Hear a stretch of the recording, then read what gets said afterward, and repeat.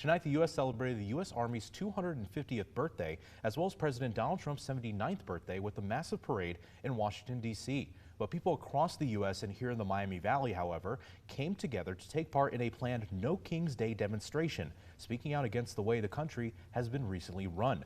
2 News reporter Julian Jackson went to the protest and highlights our coverage of today's peaceful demonstration.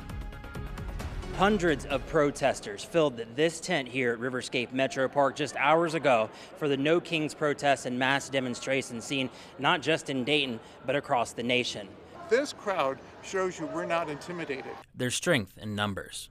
People I talked to appreciating the turnout. I'm impressed with the number of people here in this outpouring spirit of enthusiasm to say the way the country is going now is not the way we want it to go. Hundreds of people gathered at Riverscape Metro Park to voice their opposition to recent decisions made by President Trump's administration. I'm here because I think what's happening is disgusting and it's sad and it's inhumane. America Garcia says she's bothered by the way immigrants are being treated. My dad is from Mexico, my stepdad's from Mexico, I have a Hispanic family, so it's sad to see people look at them like they're criminals or like that they don't have a right to be here. Another demonstrator working as a nurse carries the burden of wondering what's next for people receiving assistance for medical costs. I'm worried about what's happening to our health care with the Medicaid cuts, which ultimately will affect Medicare.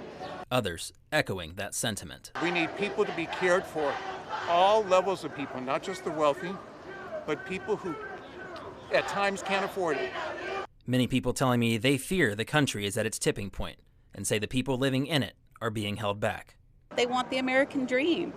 But right now, the American dream's a nightmare. One man who's lived in the area for decades is optimistic. He believes this demonstration is a step in the right direction. This is one of the biggest protests I've been in. People of all ages, and I'm so glad it happened in Dayton.